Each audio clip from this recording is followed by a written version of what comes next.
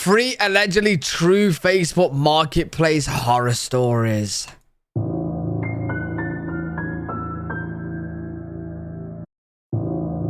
Chat, I remember I tried sending some on Facebook before. I've told you guys before. I nearly got robbed. It was kind of scary. I had just moved into a new apartment, and being the broke post-grad I was, I had pretty much nothing except a few boxes of stuff from my parents' house. It was nice to be done with school and have my own place, yeah, but I didn't even have any furniture. Like I said, I was completely broke, so I thought maybe I'd be able to find something at least decent on the free section of Facebook Marketplace. Okay, you can't find some good stuff sometimes. If you've ever searched for furniture on Facebook Marketplace, you know it's not great. Half the couches there are held up with duct tape or something along those lines. Okay. I knew I couldn't be picky, but I wanted something that could at least last me until I had enough money to buy a nice one. I'd been scrolling for well over an hour and was probably already a week into the backlogs. I scrolled back to the top and refreshed the page. The second I did, I saw an ad pop up titled "Brand New Couch, Never Used, Free for Pickup." For free? This wasn't even a minute old, and I knew I had to be quick if I was going to have a chance at getting this thing. Nah, this is a scam. The couch was in scam. perfect condition. I quickly typed out a response to the seller, saying I'd be willing to take it off their hands. I got a response not even 3 minutes later that read, "Yeah, the couch is all yours if you can come pick it up tonight. I'm available anytime past 9 p.m. I was slightly put off by the response. It was currently noon, and this guy wanted me to wait till 9 p.m. to pick it up. Way past when the sun would have gone down. But then again, like, it could be someone that just works. Maybe. But a brand new couch? Hell no. But I ignored it, thinking maybe the guy had work till then or something. So I texted him back saying that was fine, and proceeded to wait. Go with back up. 8:30, and I sent over a text to the guy saying I was on my way. I typed in the guy's address, and quickly realized the guy lived in the middle of nowhere. Now, I live right next to the Rocky Mountains, so yeah, there aren't that many people nearby, but this guy was seriously in the middle of nowhere. My GPS said it would take 45 minutes to get there, so I quickly set off. As I drove, the housing development slowly became less and less frequent. My GPS eventually took me on these really sketchy one-way dirt roads. About 10 minutes later... Yo, chat, I got a couple funny Facebook stories, right? So one, I got robbed. Well, nearly got robbed. They tried, like, using some fake app for some fake purchase, but I caught on. And I was like, hell no, you're not taking this. This is an actual purchase. Right, so that's a long story. But another one, right, is, I swear to God, someone teleported, bro. I'm telling you, we live in a simulation. So, like, I sold, this was years ago, a gym bench, right, that I never use, right? And the guy messaged me, said, can I have the gym bench, blah, blah, blah, blah. I said, sure. Please tell me how he got to my house in literally less than a minute, bro. Like, I know the UK is a small place, but oh my God, after the message, I swear to God, I like went in the house, knock. Instantly. Bro, either I went into some weird state of mind and I time traveled, or like something was off, bro. He was too quick. It said I arrived. He was too quick. Sure enough, something was it was weird. An actually decent looking house, but there was no other civilization for at least a few miles. Somehow I had service and was able to send out a text telling the guy I was there. Not even 10 seconds later, I got a response simply saying okay. I figured that was this guy's way of telling me he was ready, so I walked up to the front door. I knocked on the door, to which someone responded in a muffled voice. The door's unlocked. Come on in. Weird. The way the voice sounded, it was as if whoever said it was right on the other side of the door. I opened the door, weird. And peeked inside before entering. I quickly realized how weird this situation was. The place was pitch black, with not a single light on. Now, this was before every cell phone had a flashlight on it, so literally all I could use to help me see was the moonlight shining in from one of the windows. I yelled out a hello, to which I could hear someone responding from a door on my left that was open, and I could tell it led to a basement. The voice said, "Come on down here. I got the couch ready to be moved." At this point, I was completely on edge, and I replied saying, No, that's okay. I gotta go. I turned around, swung open the front door, and started running back to my car. Hell no. I unlocked it, got in, and proceeded to relock the doors. Who's gonna Gave one last believe glance at the house that? before leaving. No one had chased me, though through one of the windows I could see the dark outlines of 4 different men just looking out at my car. I booked it out of there at that point and drove straight back to my apartment. When I got back, I checked my phone to see I had 3 new messages from the guy's number. The first one asked why I left, followed by one asking if I still wanted the couch. But the third one is what disturbs me most. It simply read, "You're lucky." This is by far the most disturbing experience of my life, and has caused me to never use Facebook Marketplace or anything similar again. To this day, Hell no. I'm convinced those guys in that house that night never had the intention to sell me a couch. Yeah, well, obviously not, mate. I don't think they had it. I don't think they had the couch. A few weeks ago, I had to fly out to a small town I'd never been to before in order to look for a place to live at for school. Okay. I was flying alone, though before the trip I had researched all sorts of apartments in the area on Facebook Marketplace, and was actually able to set up a few meetings to look at places. The first meeting was in the late afternoon, in a sort of remote residential area. The landlord sounded fine over email, and asked me to call him an hour before meeting him to confirm I was coming. And so I did just that. I called him an hour before, but he didn't answer. I decided to just start walking to the house, and hope the landlord would show up by the time I got there. What, Vicky? You're really leaving a horror story to go and walk your dog in the dark? Yeah, you got more balls than me. About an hour later, the guy called me. He asked me if I was still coming, to which I replied, "Yeah, I'm actually only about 5 minutes away." Good luck. Though, the guy's reply caught me completely off guard. He replied, furious, saying I wasn't supposed to show up for another hour. I quickly realized he was right. Back then, I had a pretty old phone. It Okay. wouldn't automatically change times whenever you switch time zones. I forgot to change it manually, and realized I was showing up an hour early.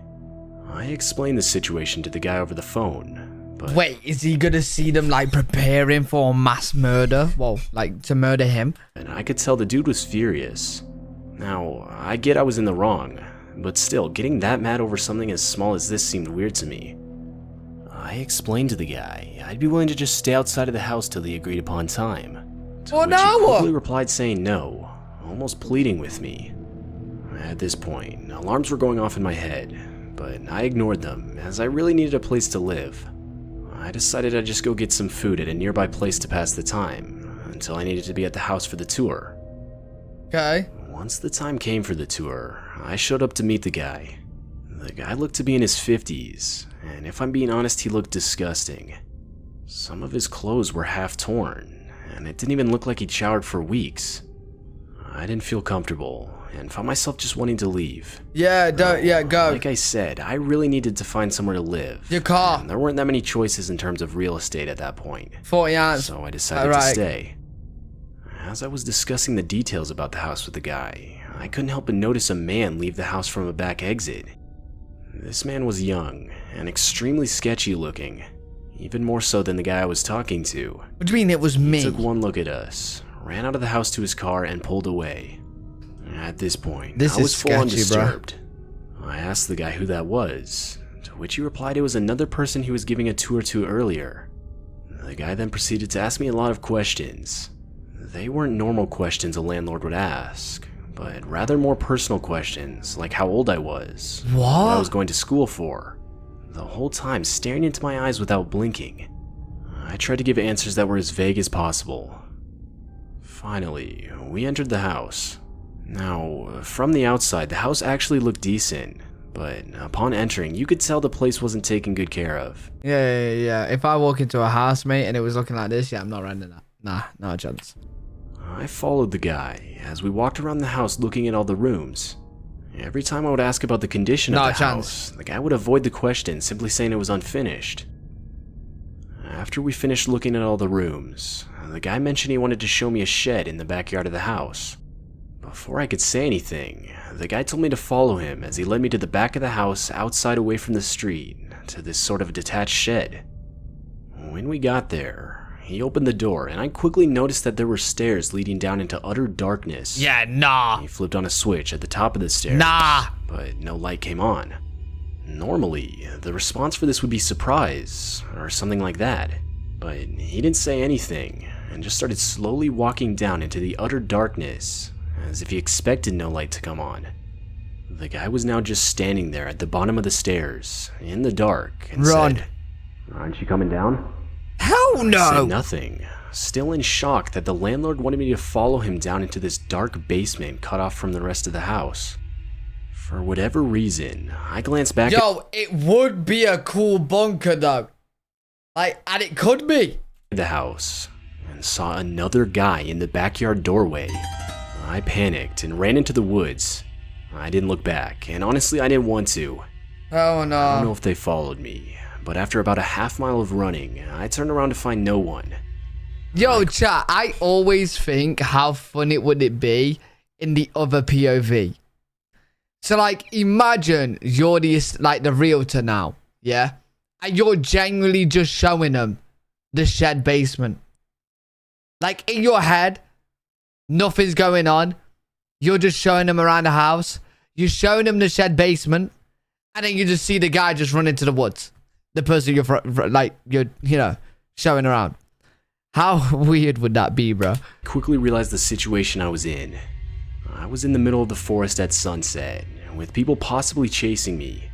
Though, luckily, my phone had service, and I was able to find my way back to the hotel I was staying at with no other problems. As soon as I got back, I googled the house and did some more research on it. Apparently, the house had been abandoned for 3 years. I checked the status of the original Facebook Marketplace posts I'd responded to, but of course, it was deleted. I debated whether or not to call the cops and report the situation, but decided against it, as I figured there wasn't much they could do. I can only imagine the guys I encountered that night were a group of homeless people. Maybe rent would have been unknown free. intentions. Whatever the case, the whole situation was extremely disturbing.